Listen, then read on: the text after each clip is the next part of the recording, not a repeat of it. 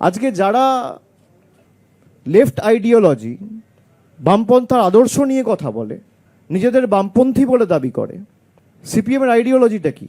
কোন আইডিওলজি বা কোন আদর্শের ভিত্তিতে বা বেসিসে আপনার পার্টির কোন আইডিওলজি আপনাকে সুযোগ দেয় বা আপনাকে বলে যে হুমায়ুন কবিরের মতো লোকের সাথে বসে আপনাকে জোট করতে হবে বা ডিল করতে হবে?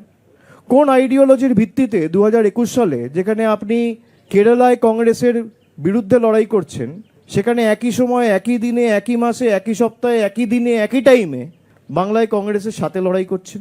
কোন আইডিওলজির বেসিসে? কোন আইডিওলজির বেসিসে আপনারা লক্ষ্মীর ভাণ্ডারের মতো সহায়তাকে ভিক্ষা বলেন? কোন আইডিওলজির বেসিসে একটা প্রান্তিক মানুষকে যে সরকার চাল ডাল আর্থিক সাহায্য সহযোগিতা পৌঁছে দিচ্ছে তাদেরকে ভিক্ষুক বলেন বা ছোট করে খাটো করে দেখেন? কোন আইডিওলজির বেসিসে? সিপিএমের আইডিওলজি কি? অনেকে জিজ্ঞেস করে তৃণমূলের আইডিওলজি কি? আমাদের আইডিওলজি ওয়েলফেয়ারিজম। একটা প্রান্তিক মানুষকে সহযোগিতা সাহায্যের হাত বাড়িয়ে দেওয়া, গ্রামের একদম প্রান্তিক এলাকায়ও যে দাঁড়িয়ে আছে সেও যেন পরিষেবা থেকে বঞ্চিত না হয়। 34 বছর যারা ক্ষমতায় ছিল, ঋণের পরিসংখ্যান ছিল 2,04,000 কোটি টাকা। কাউকে তো ভাতাও দেননি, 2টো মাল্টি সুপার স্পেশালিটি হাসপাতাল করেননি, 4টে বিশ্ববিদ্যালয় করেননি। কোন আইডিওলজির বেসিসে আপনি কম্পিউটার বন্ধ করেন?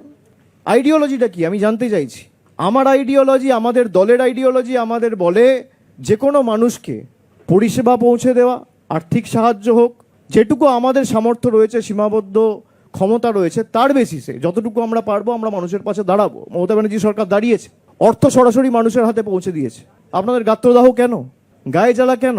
যারা তৃণমূলের আইডিওলজি নিয়ে কটূক্তি করে, ব্যঙ্গ বিদ্রুপ করে, সে তৃণমূল দলটার কোনো আইডিওলজি নেই।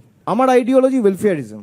একটা গ্রামে যদি আগুন লাগে, কাউকে পান না পান, ফায়ার ব্রিগেডে প্রথম ফোনটা করবে তৃণমূলের সেই পঞ্চায়েতের নেতা বা কর্মী। এটাই আমার আইডিওলজি। কারোর বাড়িতে কোনো বয়স্ক মানুষ যদি কোনো ব্যাধিতে আক্রান্ত হয়ে রাত্রিবেলা অ্যাম্বুলেন্সের প্রয়োজন হয়, অ্যাম্বুলেন্সটা ডাকবে যে সে তৃণমূলের কর্মী বা নেতা। এটাই আমার আইডিওলজি।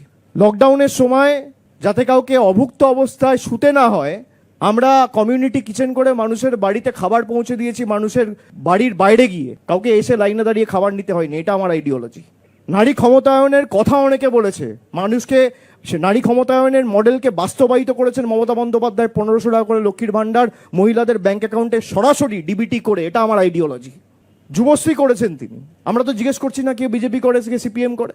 যারা মাধ্যমিক পাস করেছেন কিন্তু এখনো চাকরি পাননি, তাদেরকে সাহায্য করে সহযোগিতার হাত বাড়িয়ে দিয়েছে আমাদের সরকার। 1500 টাকায় কি হয়? 1500 টাকায় হয়তো কিছু হয় না, কিন্তু 5 বছরের জন্য তাকে 1500 টাকা করে দেওয়া, বছরে 18,000 টাকা, 5 বছরে 90,000 টাকা। যারা বলছে তারা 9,000 টাকা দিয়েছে, 900 টাকা দিয়েছে, 90 টাকা দিয়েছে মানুষকে। এই 2,04,000 কোটি টাকা ঋণের হিসাব কোথায়?